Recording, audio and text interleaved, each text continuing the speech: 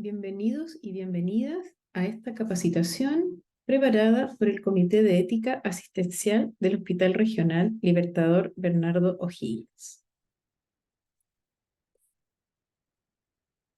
Hoy hablaremos del tema protección de datos y protocolo de confidencialidad a propósito de un documento que fue elaborado por el Comité de Ética, el Departamento de Jurídica y la Unidad de Investigación de nuestro hospital, y que además ahora es posible descargar a través del siguiente código QR. Los invitamos y las invitamos a poder descargarlo y leerlo con mayor profundidad.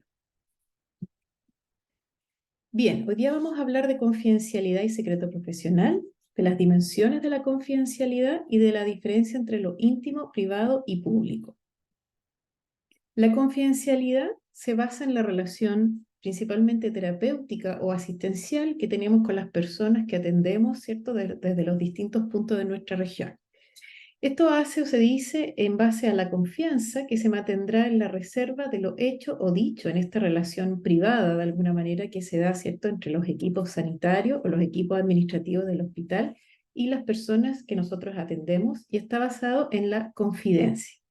Este concepto reconoce y respeta la necesidad de privacidad que tenemos todos los seres humanos y en particular con los datos más sensibles que tienen que ver con lo sanitario. Y además, como les repetía, esta es una cualidad inherente a esta relación que se basa en la confianza y a la cual no debemos traicionar, y muy por el contrario, ser muy leales a ella. El secreto profesional no es algo nuevo, si bien obviamente en la Ley de Derechos y Deberes está mucho más reconocido. Esto ya viene desde el juramento hipocrático y se describe como todo lo que vea y oiga en el ejercicio de mi profesión y todo lo que supiere acerca de la vida de alguien, si es cosa que no debe ser divulgada, lo callaré y lo guardaré con secreto inviolable. Esto queda representado en nuestra actualidad por el derecho de la intimidad del paciente, que supone la obligación del profesional tratante de mantener en reserva cualquier información proporcionada, conocida o incluso inferida en el ámbito de la relación privada, profesional-paciente o en virtud de su puesto de trabajo, no pudiéndola revelar a una tercera persona sin su consentimiento. Este secreto profesional, que principalmente se habla de un secreto médico, pero en realidad se refiere a todas las profesiones de salud y en realidad a cualquier tipo de profesión que está relacionada con servicios. Por lo tanto, nosotros vamos a distinguir tres elementos. Primero, el secreto médico compartido, que es aquel que obliga a cualquier persona que por su actividad profesional esté implicada directamente en la atención sanitaria del paciente junto con el médico responsable. Es decir, esto no es solamente de médicos o médicas, ¿verdad? Pueden ser otros médicos del equipo asistencial, otros especialistas, enfermeras, matronas, trabajadores sociales, etcétera, etcétera. Este secreto debe ser resguardado de igual manera. Luego viene un secreto médico derivado que obliga a toda persona que, sin participar directamente en la atención sanitaria del enfermo, desarrolle una tarea necesaria para el correcto funcionamiento del centro asistencial. Y aquí nos referimos a un secreto derivado que debemos compartir con nuestros compañeros y compañeras del ámbito administrativo, los técnicos, el personal de limpieza, nuestros guardias, ¿verdad? Y que puedan conocer datos confidenciales a propósito del trabajo que desempeñan. Y finalmente tenemos el secreto médico relativo, es decir, esta confidencialidad también tiene sus límites y sus excepciones, y las vamos a ver más adelante. Es cuando el mantenimiento del secreto puede resultar perjudicadas otras personas o incluso la sociedad en su conjunto, y ahí es necesario establecer estos límites que son excepcionales, ¿sí? Porque lo que debemos hacer siempre es resguardar la confidencialidad. Y esto es una tarea, como acá lo estamos viendo, de todo el equipo que trabaja en nuestro hospital. Nuestra responsabilidad como institución, ¿ya? Y especialmente esto recae en las personas que trabajan en el ámbito de los servicios sanitarios, es que como accedemos a este mundo privado, tenemos que tener mucho cuidado con lo que hacemos con esos datos, ¿ya? Nosotros tenemos que protegerlo y por supuesto prestar apoyo, porque por eso llegamos a obtener esos datos, para prestar una atención sanitaria, ¿verdad?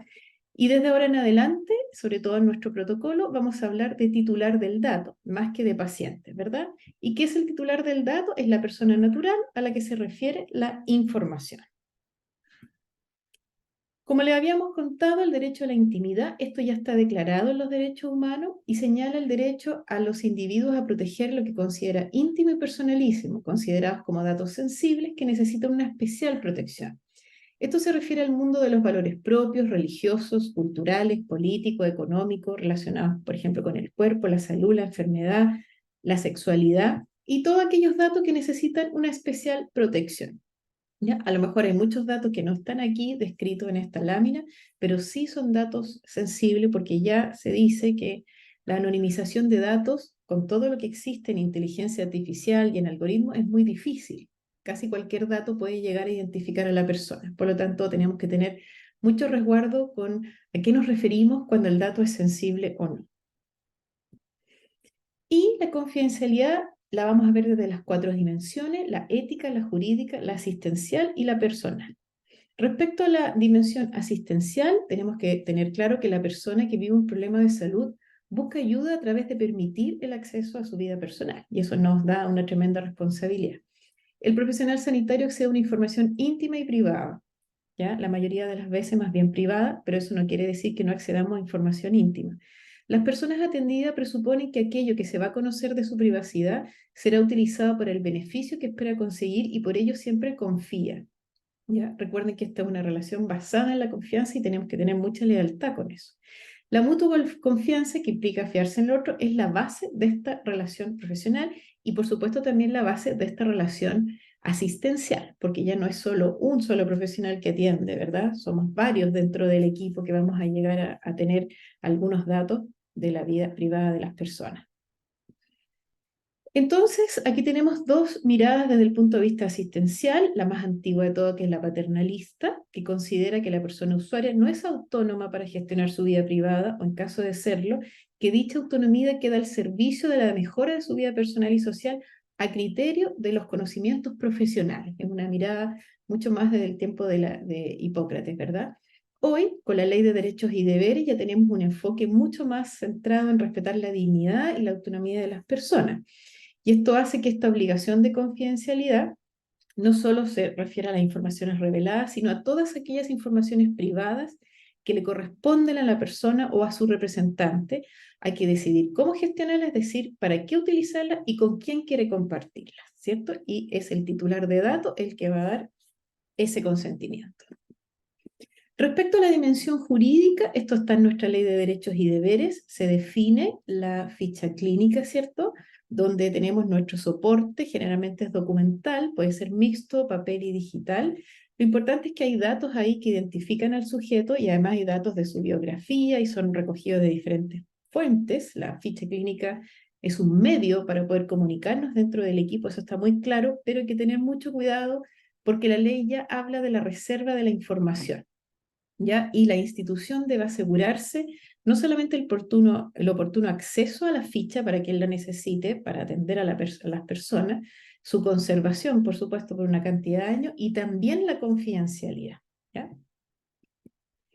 Bueno, y los terceros que no estén directamente relacionados con la atención de salud de la persona no deberán por ley tener acceso a la información contenida en esa ficha, ¿ya? Eso incluye, como ya decíamos, este secreto médico derivado, al personal de salud, a la parte administrativa, ¿verdad? Lo que no está necesariamente vinculado a la atención sanitaria directa, ¿ya? Ahora, sin perjuicio de lo anterior, la información de la ficha o copia puede ser entregada según la ley en las siguientes condiciones. Primero, el titular de la ficha. Siempre hay que tratar de promover que cuando se quieran datos de la ficha sea el propio titular de esos datos que lo pida. O, en su defecto, el representante legal, que realmente sea representante legal, que eso esté estipulado, ¿verdad? Y en caso de fallecimiento, los herederos. A un tercero debidamente autorizado por el titular mediante un poder simple otorgado por el notario. ¿Ya? Por eso, cuando estamos frente a un paciente que es autónomo y que puede tomar decisiones, evidentemente tenemos que preguntar si nos permite entregar los datos que nos están pidiendo terceros, ¿sí? Y ojo que aquí hay un tema legal muy importante, por eso no es llegar y entregar a cualquier familiar.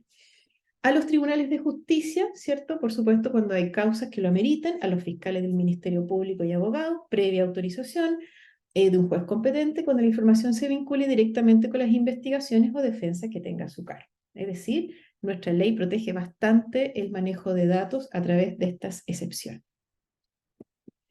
Respecto a la dimensión ética, el deber de confidencialidad tiene uno de sus fundamentos en el principio de la autonomía, ¿cierto? El respeto de las personas y de su autodeterminación, que obliga, ¿verdad?, a respetar la libertad de las personas en la gestión de su vida personal. A su vez, ese principio está sustentado en la dignidad de toda persona, que exige que nunca sea tratada como medio, sino siempre como un fin. Por lo tanto, sus datos no es que estén abiertos a todo el que tenga acceso ni que se pueda utilizar en lo que a uno le parezca. Debemos ser respetuosos del titular de datos y preguntarle, ¿verdad?, en caso que sea fines no asistenciales, su consentimiento para poder utilizarlos. Toda persona tiene derecho a decidir el grado de difusión de informaciones que da sobre sí misma. Y esto tiene un concepto muy claro desde la ética, que es la autonomía informativa. El conocimiento de la información privada de una persona posibilita instrumentalizarla, ¿verdad? Utilizarla como medio, y en ocasiones puede utilizarse dicha información incluso en contra de sus intereses. Y es ahí donde la institución debe ser muy rigurosa en su resguardo. Los tres principios éticos más importantes desde esta dimensión serían el principio de finalidad, es decir, ¿para qué necesito esos datos? ¿Es un fin asistencial, judicial, epidemiológico, de investigación, de docencia, de gestión y administración, de acreditación, etcétera, etcétera? Lo segundo, el principio de proporcionalidad. No tengo que entregar más datos de los que son suficientes para llegar al principio número uno, al fin, ¿verdad? El principio de proporcionalidad exige que la información revelada sea la necesaria y no más, y la adecuada y no otra para el beneficio esperado. Y finalmente el principio de autonomía, que ya lo hemos ido nombrando bastante, que es la autodeterminación de la persona, y esto nos recuerda la obligación de solicitar su consentimiento como titular de esa información cuando ésta deba ser revelada a un tercero que no estaba previsto o que no estaba incluso dentro de la ley. Respecto a estas dimensiones, es muy importante aclarar la diferencia entre lo íntimo, privado y público. Lo íntimo, ¿cierto? Es exigible la confidencialidad, ojalá bajo ninguna excepción. Esto tiene que ver con el respeto a la dignidad, porque toda nuestra información íntima, que incluso prácticamente eso lo revelamos a muy pocas personas, si es que lo logramos revelar, tiene que ver con nuestra integralidad, ¿cierto? Es con algo muy parte de nuestro ser y muy en nuestra intimidad, y por eso es muy relevante que siempre la confidencialidad no tenga ninguna excepción, digamos, cuando se quiere romper. Por supuesto, hay una obligación de cuidado, porque no hay nada más peligroso que un ser humano que no esté educado en el tema de manejo de datos y confidencialidad y que llegue a tener acceso a datos íntimos, ¿verdad? Incluso puede perjudicar gravemente la integridad de las personas. La segunda esfera sería la privacidad, ¿cierto? Lo que tiene que ver más con datos privados, que es, yo diría, donde uno más desde el ámbito sanitario tiene acceso. Esto, por supuesto, es exigible, la confidencialidad siempre es exigible, pero hay excepciones, ¿sí? Y aquí nosotros tenemos la obligación de guardar el secreto profesional. Y cuando tenemos datos públicos, por muy públicos que estos datos parezcan, de todas maneras pueden dañar mucho a las personas. Por eso hay que ser muy discretos con esos datos. Es recomendable los principios que vimos, cuál es la finalidad de revelar estos datos, por más públicos que sean, cuál es la proporción, ¿cierto? Y bueno, finalmente de quién son los datos, que se saben que pueden ser públicos, pero hay que ser discretos. Y aquí hay una norma más bien de educación, ¿verdad? Es recomendable la confidencialidad, mas no es tan exigible como en los otros dos casos. Las excepciones a la obligación de confidencialidad serían la autorización del paciente, por supuesto que es el titular de datos, ante la obligación de denunciar un delito o un maltrato de abuso sexual, pero en este caso, de todas maneras, lo primero que tenemos que promover bajo el principio de la autonomía es que sea el propio titular de datos que haga la denuncia en primera instancia, y si no es así, decirle que es nuestra obligación, porque hay un daño muy importante para esa persona y hay que protegerla, es nuestra obligación revelarlo, ¿sí? Es decir, yo no voy a hacer una denuncia a espaldas del titular de datos. El titular de datos tiene que saber en qué estamos y por qué lo estamos haciendo, que tiene que ver principalmente con la protección de la persona.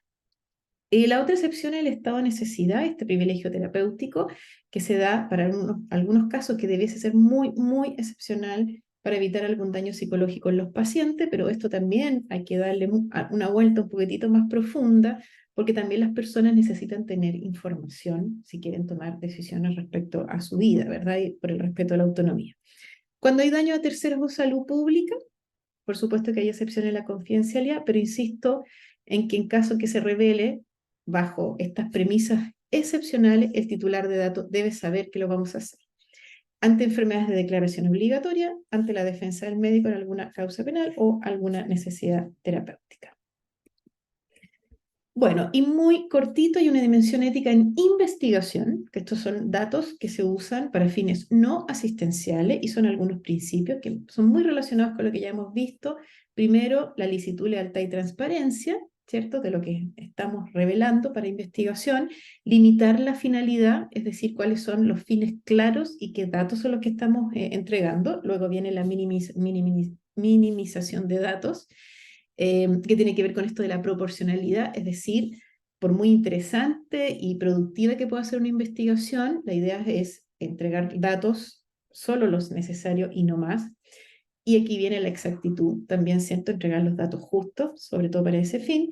Limitar el plazo de conservación, es decir, tener claro por cuánto tiempo va a tener los datos del investigador. Y por supuesto la integridad y confidencialidad, que sí que resguardarla siempre. Los datos tienen que ser anonimizados y no identificables en el caso de querer ser publicados con un fin de investigación. Bueno, nuestro protocolo institucional, insisto, lo pueden descargar a través de ese código QR.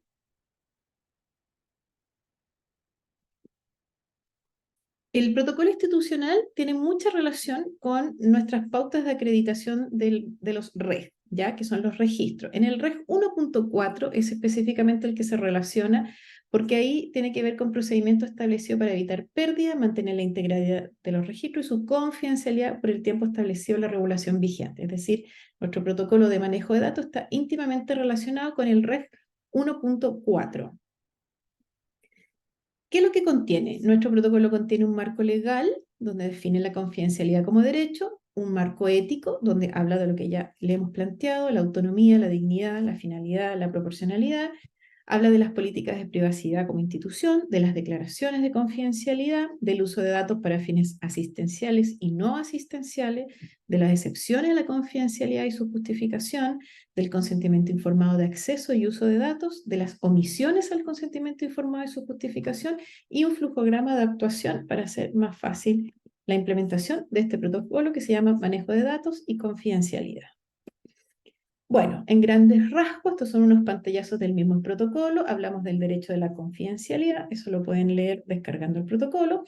El derecho de las personas titulares de datos, ya que son otorgados por la ley, ¿verdad? 19.628, donde el titular puede solicitar información respecto a los bancos de datos que sea responsable de los organismos, el fundamento jurídico de su existencia, su finalidad, tipos de datos almacenados y descripción del universo de personas que comprende.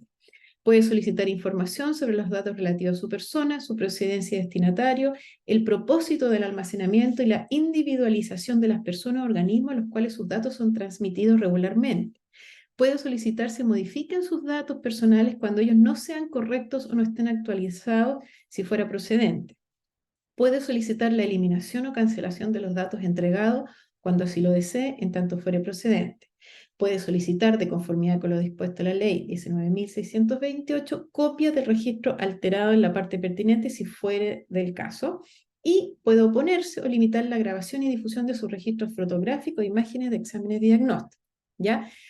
Nosotros en este protocolo colocamos que cualquier problema, o más bien para ejercer estos derechos, el usuario podrá dirigirse al OIRS para hacer, ¿cierto?, su solicitud. Es decir, el titular de datos ya tiene derechos establecidos por ley.